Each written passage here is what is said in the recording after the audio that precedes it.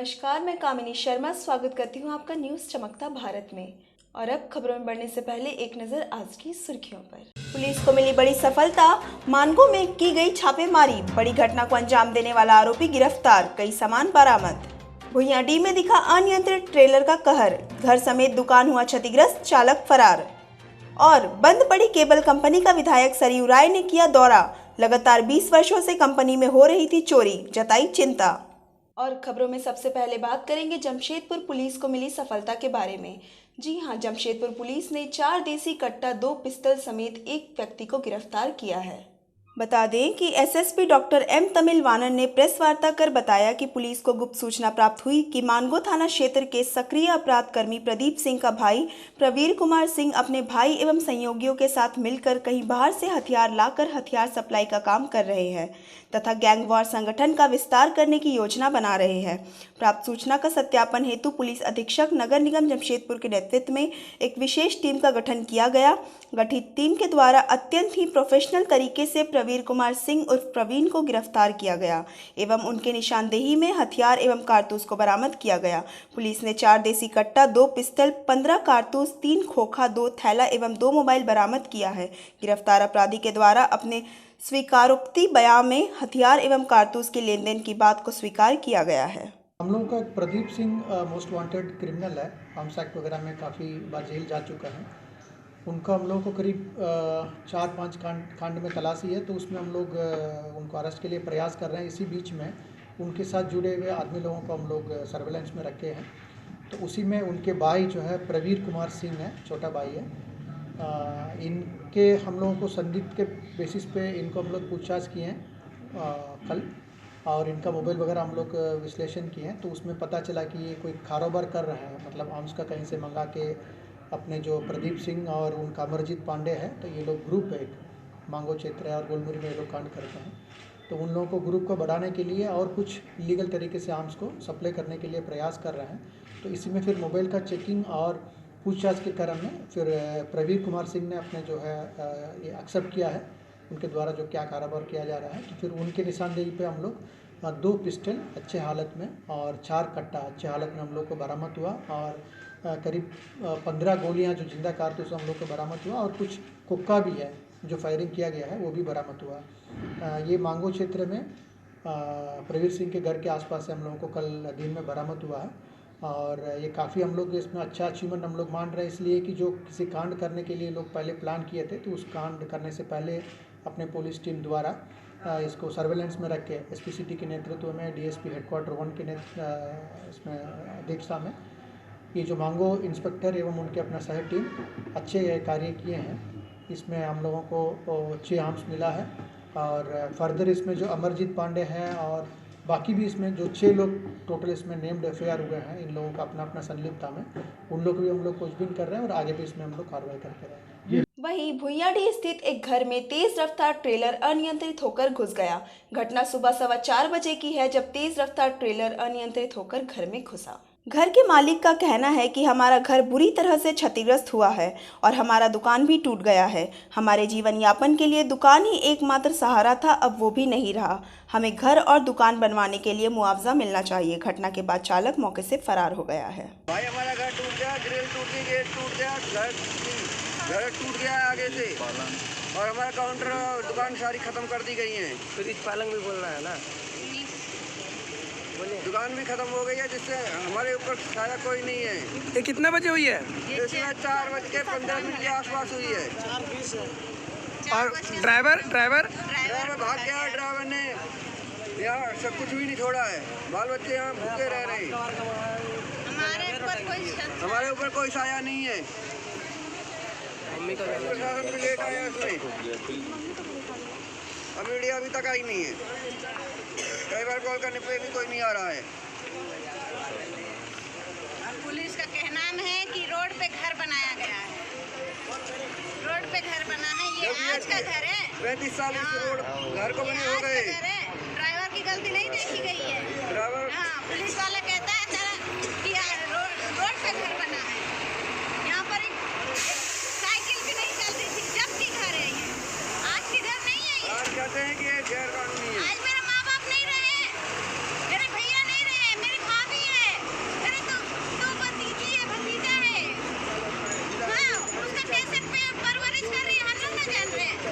और वहीं गोलमुरी स्थित बंद पड़ी केबल कंपनी का दौरा आज पूर्व विधायक सरयू राय ने किया है। बता दें कि पिछले कई सालों से चोरी की घटना सामने आ रही है, जहां आए दिन कंपनी में चोरी होती रहती है। वहीं बीते कुछ दिनों पहले भी यहां चोरी हुई थी। इसी क्रम में आज सुबह सरयू राय ने कंपनी का दौरा किया। उन्होंने बताया कि पिछले 20 वर्षों में यह सबसे बड़ी चोरी की घटना है। कुछ लोग कई वर्षों से कंपनी में चोरी करते आ रहे हैं और इन्हीं लोगों की वजह से कंपनी आज तक शुरू नहीं हो सकी है। इन लोगों पर सरकार को जल्द से जल्द कार्यवाही करनी चाहिए और अगर सरकार असमर्थ है तो मामला CBI को सौंप देना चाहिए। ये पिछले 20 वर्षों की सबसे बड़ी चोरी की ये घटना है और इस घटना को हम लोग अन्यथा नहीं जाने देंगे। जनहित का सवाल है, राज्यहित का सवाल है। केबल कंपनी बिके, कैसे बिकेगी, कौन खरीदेगा, यह एक अलग मामला है। मगर आज तक इसके साथ जो बलात्कार हुआ है, सामानों की जो लूट हुई है, यह एक अलग मामला है। इसलिए 2 धाराओं में जांच चले और हम लोग दूसरी धारा के पक्षधर हैं। मुकदमा मैंने किया है, FIR किया है। सरकार को मैं बाध्य करूंगा, आप इसकी उच्च स्तरीय जांच कराइए।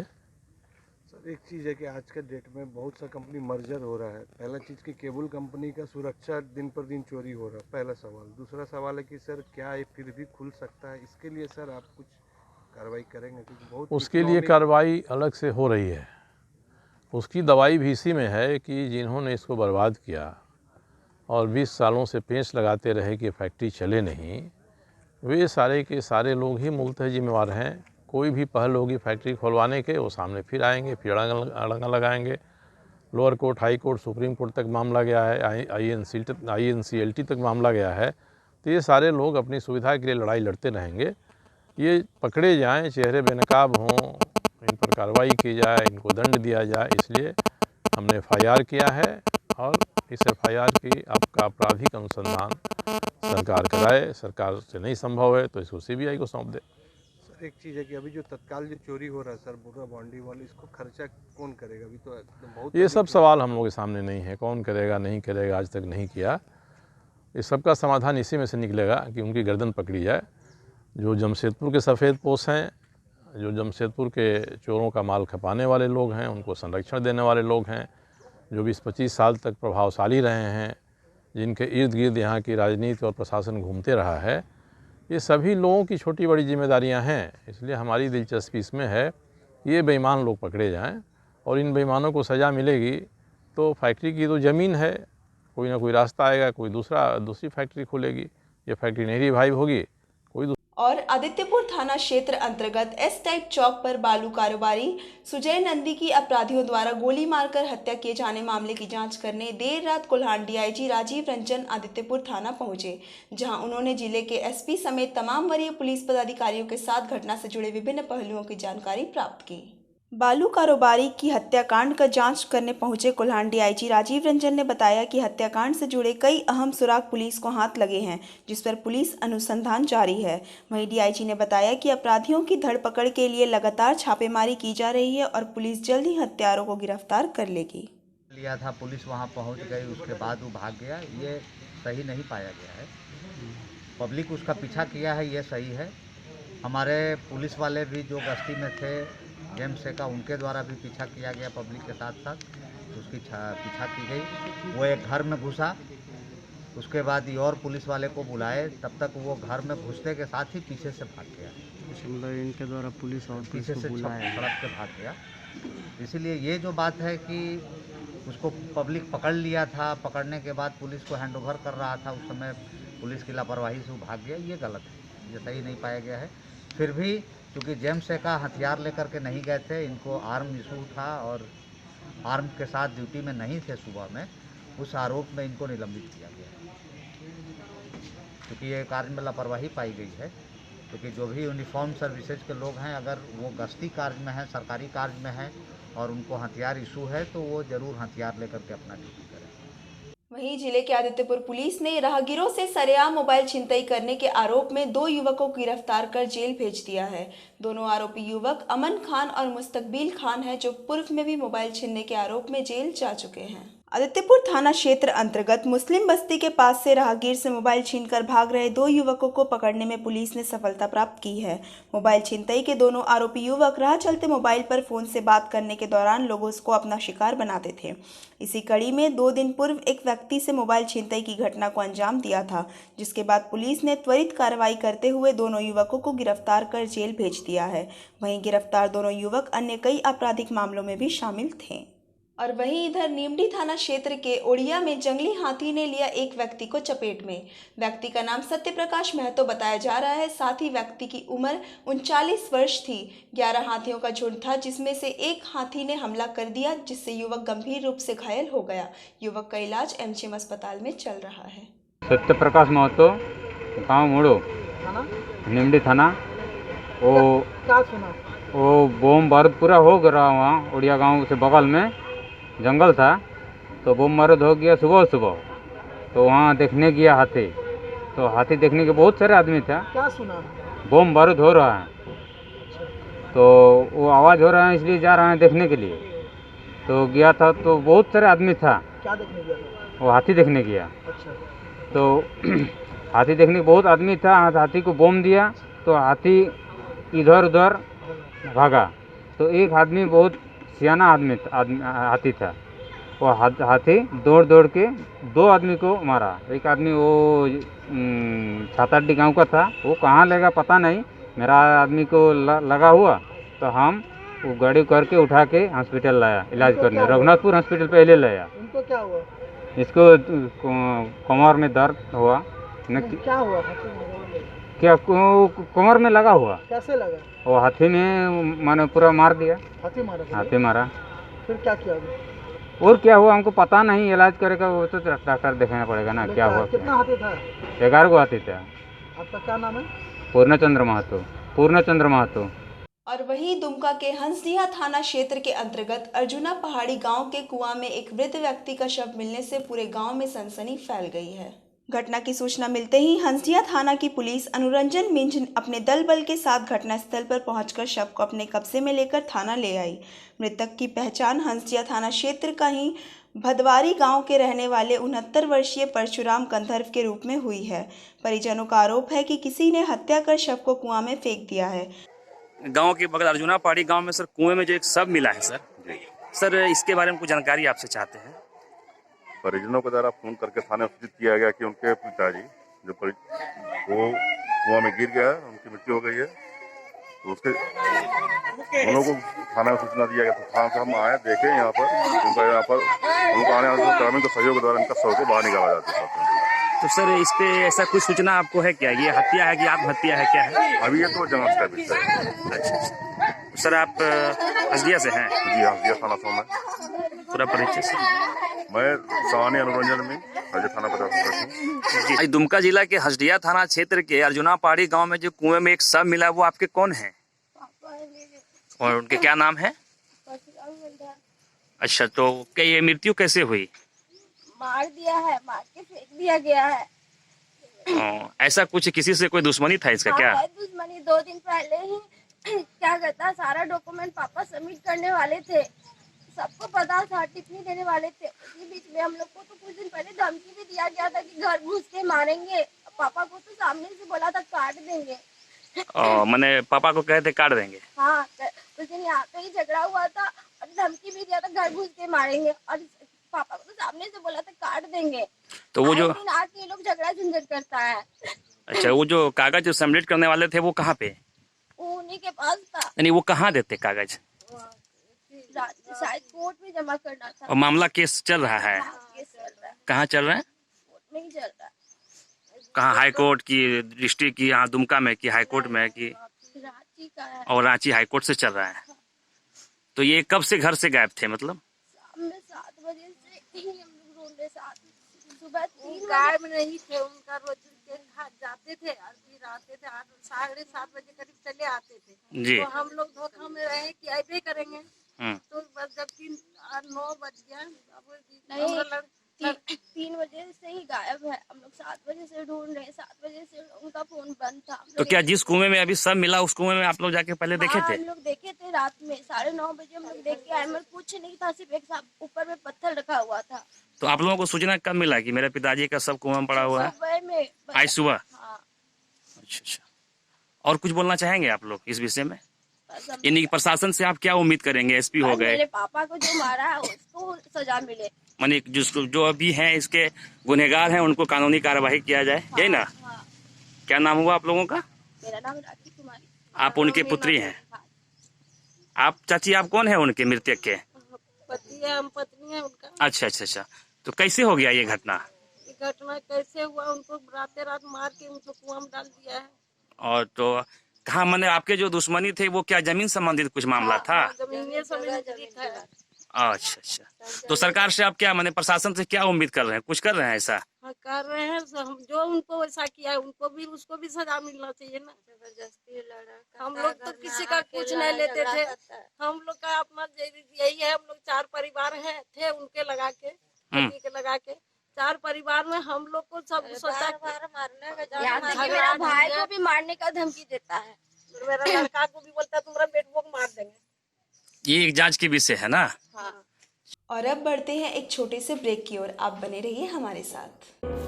अब सुंदर दिखना हुआ और भी आसान। The beauty ladies spa and salon लेकर आ गया है किफ़ायती दरों पर अपने ही शहर में हर तरह के facial, cutting, hair treatment, wax, eyebrow, mehndi और भी बहुत कुछ। तो देर किस बात की, नोट कीजिए हमारा पता। The beauty ladies spa and salon, Sasa market, 1st floor, near Vikas jewellers, Azad Nagar थाना, old Purulia road, Mango, Jamshedpur 832110। Phone number 6206054568 7050341215। Hi, this is Mahvish और मैं यहाँ पर अपना फैशन शो के लिए ब्राइडल मेकअप करवाने आई थी द ब्यूटी सैलून में। और पहले तो मुझे बिष्णुपुर साक्षी बहुत दूर जाना पड़ता था, अब ये मेरे घर के करीब हो गया है, तो बहुत और यहाँ का सर्विस भी बहुत अच्छा है, यहाँ के स्टाफ भी बहुत अच्छे हैं, बहुत पेशेंस रखते हैं और बहुत कम टाइम में मेरा बहुत अच्छा मेकअप किया है। और मैं जमशेदपुर के लोगों से ये रिकमेंड करूँगी कि ज़रूर एक बार इधर आए, इधर का भी सर्विस ट्राई करें। यहाँ बहुत अच्छा सर्विस मिलता है और स्टाफ भी बहुत अच्छे हैं। ब्रेक के बाद आपका एक बार फिर स्वागत है और अब बात करेंगे साक्षी गोल चक्कर पर सिख समुदाय के लोग व जेएमएम पार्टी के कार्यकर्ता किसानों के समर्थन में 1 दिवसीय भूख हड़ताल पर रहे। साक्षी गोल चक्कर पर सिख समुदाय के लोग व जेएमएम पार्टी के कार्यकर्ता किसानों के समर्थन में 1 दिवसीय भूख हड़ताल पर रहे हैं। लोगों का कहना है कि सरकार को किसान विरोधी बिल वापस लेना ही होगा, अन्यथा हम अनिश्चित काल के लिए भूख हड़ताल पर बैठेंगे। झारखंड मुक्ति मोर्चा के केंद्रीय सदस्य महावीर मुर्मू ने कहा कि जो लोग इस कानून को सही मायने में समझ रहे हैं आज इसका विरोध कर रहे हैं और सरकार को यह काला कानून वापस लेना होगा, अन्यथा आज हम लोग साक्षी गोल चक्कर पर बैठे हैं, आने वाले दिन में दिल्ली भी जा सकते हैं। आज हम लोग केंद्र सरकार के द्वारा किसान विरोधी बिल के विरोध में, किसानों के समर्थन में हम लोग जो है 1 दिवसीय भूख हड़ताल पर बैठे हैं, धरने पर बैठे हैं। और अगर समय रहते केंद्र सरकार इस बिल को वापस नहीं लेती है तो हम लोग किसानों के साथ में हैं और अनिश्चित काल के लिए भी भूख हड़ताल पर बैठने के लिए तैयार हैं। ये धरना करीब पूरे 21-22 दिन से किसान धरना प्रदर्शन कर रहे हैं दिल्ली में और उसी के समर्थन में झारखंड मुक्ति मोर्चा और तमाम यहाँ के जो सिख बंधु हैं और जो समाज के लोग जो इस किसान आंदोलन को सही मायने में उनके दर्द को समझ रहे हैं, वैसे लोग आज यहाँ पर बैठे हैं। क्योंकि भारत एक कृषि प्रधान देश है और पूरा विश्व जानता है कि भारत के किसान कितने मेहनती होते हैं और रीढ़ है एक तरह से भारत का। लेकिन आज केंद्र सरकार वैसे किसानों के साथ अन्याय कर रही है, उनके हक अधिकार को छीनने का प्रयास कर रही है, बस पूंजीपति व्यवस्था को यहाँ पर लाने की कोशिश कर रही है। तो इसी का विरोध हम लोग कर रहे हैं और केंद्र सरकार से मांग कर रहे हैं कि जल्द से जल्द ऐसा काला कानून को वापस ले। अन्यथा आज झारखंड में हम लोग यहाँ बैठे हैं, आने वाला दिन हम लोग दिल्ली भी जा सकते हैं। और वहीं साकची के जामा मस्जिद जाने वाली सड़क पर जिसको द्वारा रातों रात जाम कर दीवार उठाने का काम करने को लेकर स्थानीय लोगों को दिक्कतों का सामना करना पड़ रहा है। वहीं मस्जिद जाने वाले लोगों को भी काफ़ी दिक्कतों का सामना करना पड़ रहा है। लोगों का कहना है कि अचानक इस तरह का काम रातों रात नहीं करना चाहिए। जिसको को मस्जिद कमेटी से एक बार बात करनी चाहिए थी। बगल में टाटा की डिस्पेंसरी भी है, लोगों को आवागमन में काफ़ी दिक्कत होगी अगर यह काम शुरू हुआ तो। ये जामा मस्जिद के पीछे साइड है, बैक साइड है। किनके द्वारा बनाया जा रहा था रोड? जिसके द्वारा बनाया जा रहा था। तो आप लोग बंद कर दिए काम? हाँ, काम अभी तो फिलहाल बंद है। दीवार भी तोड़ दिए? दीवार भी टूट गया है। क्या नाम आपका?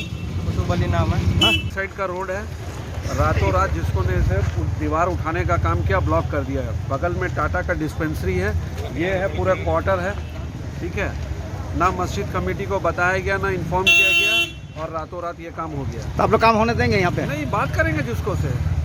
ये मेन रोड है हम लोग का, बैक साइड का मेन गेट है, पार्किंग है। तो रोड बनने नहीं देंगे आप लोग? नहीं, रोड कैसे? फिलहाल दीवार को तोड़े आप लोग? नहीं, दीवार तो हम लोग तोड़े नहीं, जिसको कई लोग ने आके काम को रुकाया है। अपना नाम बताइए। मेरा नाम समीर परवेज है। और वहीं इधर पुलिस द्वारा अवैध पार्किंग को लेकर चलाए जा रहे अभियान से नाराज वकीलों ने पुराना कोर्ट के सामने से गुजरने वाली मुख्य सड़क को जाम कर दिया है। वहीं इस दौरान गाड़ियों की लंबी कतार लग गई, मगर वकील पीछे हटने का नाम नहीं ले रहे थे।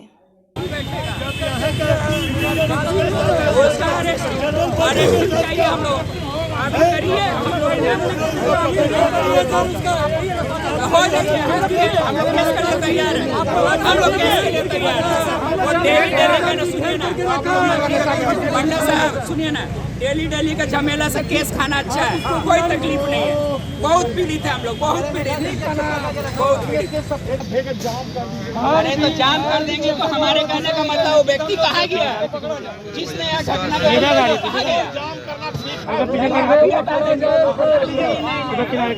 लेकिन पहले हमारा कार्रवाई और हमारे देखिए ये घर है और इस तरह से ही करते हैं।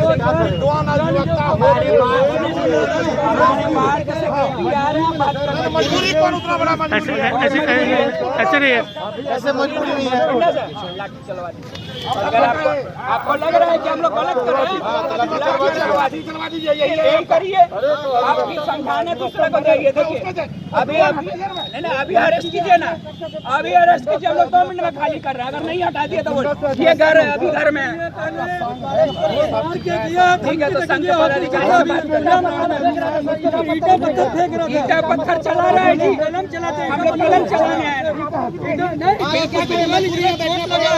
चोट लगा, ठीक है, चलिए हटाइए। हम लोग विद्वान परेशान है ना। ऐसा है कि हमारा अपना अधिवक्ताओं का यहाँ भवन है और हमारे ये कोविड-19 के तहत अधिवक्ता चूंकि हाईकोर्ट का डायरेक्शन है, भवन के अंदर बैठ नहीं सकते हैं।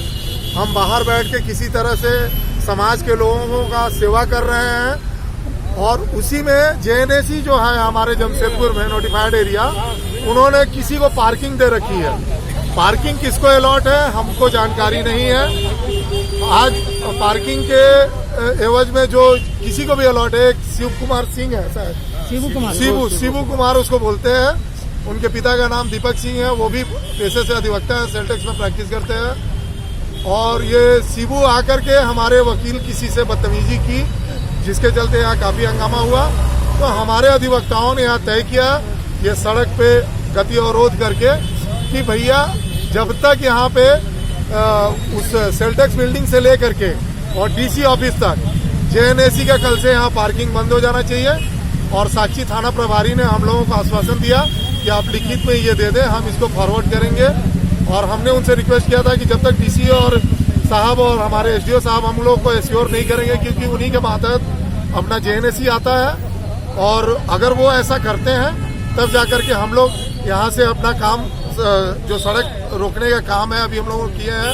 हम लोग का ये एक तरह से दुख प्रकट करते हुए हम लोग कर रहे हैं। हम लोग किसी भी पब्लिक को दुख देना नहीं चाहते हैं, लेकिन थाना प्रभारी ने रिक्वेस्ट किया तो अब आवागमन का रास्ता फिर से सुचारू रूप से चालू हो गया है। ये 10 मिनट के लिए अवरोध जरूर रहा था और आश्वासन मिला है कि ये पार्किंग की व्यवस्था यहाँ से खत्म की जाएगी। तो हम लोग अपना एक दरखास्त दे रहे हैं डीसी को, जिस किसी को भी पार्किंग मिलता है, किसी फल वाले को दुकान लगवा देता है सड़क पे, किसी को चाय वाले को लगवा देता है, इस तरह से ये चल रहा है। लेकिन मैं उम्मीद करता हूँ कि कल से यहाँ पे इस तरह की कोई घटना नहीं होने वाली है और किसी भी पार्किंग वाले को हम लोग यहाँ टिकट काटने नहीं देंगे, चाहे वो JNSC का हो, चाहे किसी, ये रंगदारी निकाल रहा है और JNSC को कोई अधिकार नहीं है कि कोर्ट बिल्डिंग के सामने कोई पार्किंग की व्यवस्था करके दे, वो उनका कोई अधिकार नहीं है। हम लोग DC साहब से अपनी पार्किंग की व्यवस्था का इंतजाम खुद कर लें। और वहीं मानगो स्थित उलीडी थाना क्षेत्र के शंकोसाई में हो समाज और ADC के बीच शव दफनाने के जमीन विवाद को लेकर बैठक संपन्न हुई। बैठक में ADC ने बताया कि वर्तमान में यह जमीन बिहार सरकार की है, इसीलिए वे लोग अभी इसमें शव दफनाने का काम नहीं कर सकते। वहीं ADC ने कहा कि किसी तरह के भूमाफिया अगर इस जमीन को छेकने की कोशिश करेंगे तो प्रशासन इसकी रक्षा करेगी।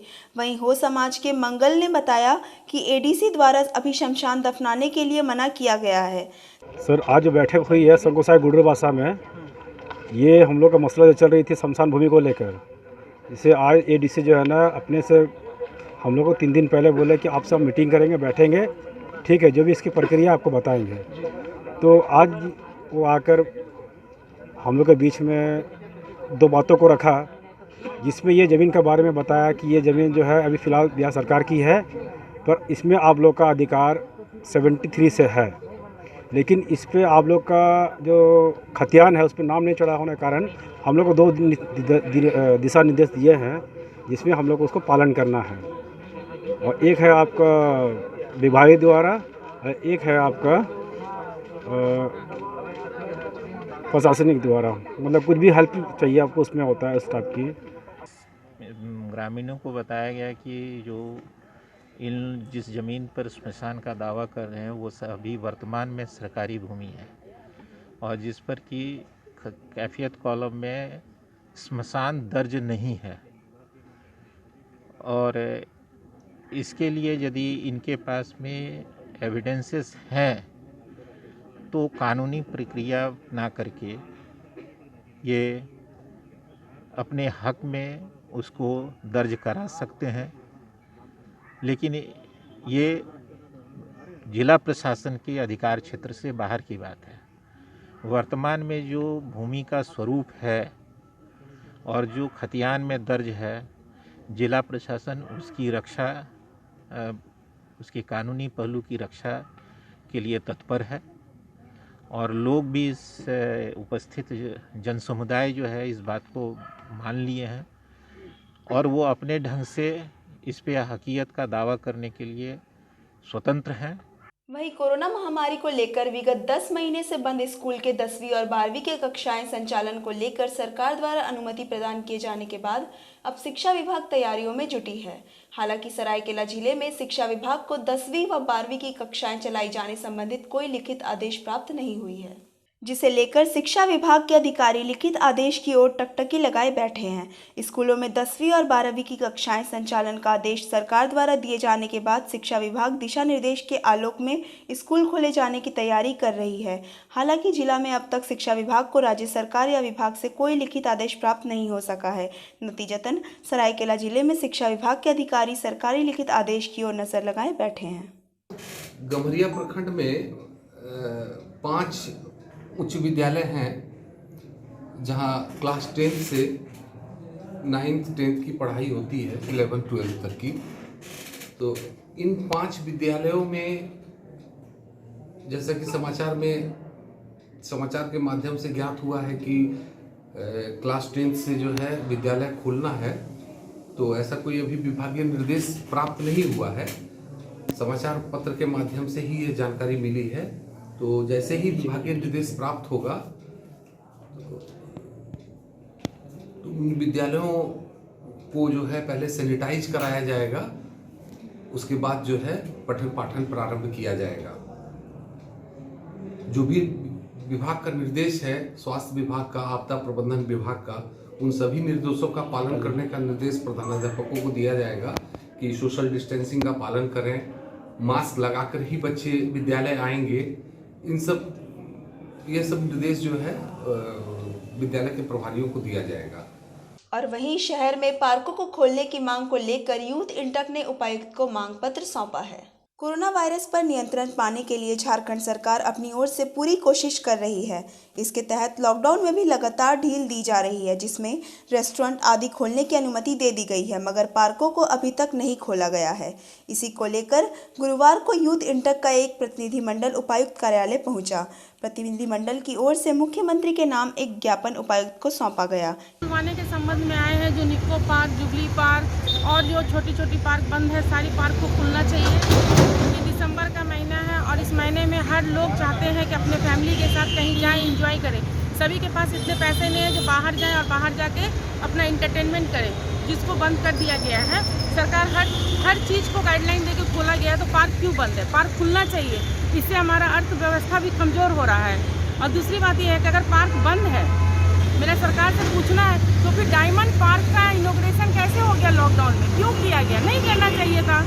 सबके अंदर में एक मतलब मन में था कि चलो भाई कि कल की डेट में दिसंबर में हो सकता है लॉकडाउन खुलेगा, हम लोग डायमंड पार्क जाएंगे देखने के लिए। लेकिन डायमंड पार्क बना, लेकिन पब्लिक के लिए नहीं बना। वो लग रहा है सिर्फ और सिर्फ प्रशासन और जो जिसको में जो उच्च पदाधिकारी बने हैं वो बनाए हैं। और क्यों बनाए हैं, किस लिए उसका इनॉग्रेशन लॉकडाउन में हुआ, वो समझ में नहीं आ रहा। बात किनसे मिलेंगे आप लोग? अभी हम लोग डीसी साहब को दे रहे हैं, माननीय प्रधानमंत्री हमारे जो सीएम है उनको देने के लिए ज्ञापन कि लॉकडाउन का है, ठीक है, जो भी आप गाइडलाइन देंगे उस गाइडलाइन को दे के आप इमीडिएट पार्क सबको खुलवाया जाए। चलते चलते नजर डालते हैं आज की सुर्खियों पे। पुलिस को मिली बड़ी सफलता, मानगो में की गई छापेमारी, बड़ी घटना को अंजाम देने वाला आरोपी गिरफ्तार, कई सामान बरामद।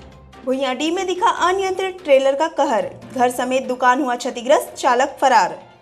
और बंद पड़ी केबल कंपनी का विधायक सरयू राय ने किया दौरा, लगातार 20 वर्षों से कंपनी में हो रही थी चोरी, जताई चिंता। शहर के प्रमुख खबरों के साथ जुड़े रहने के लिए हमारे चैनल को लाइक, शेयर और सब्सक्राइब जरूर करें। आज के लिए सिर्फ इतना ही। नमस्कार।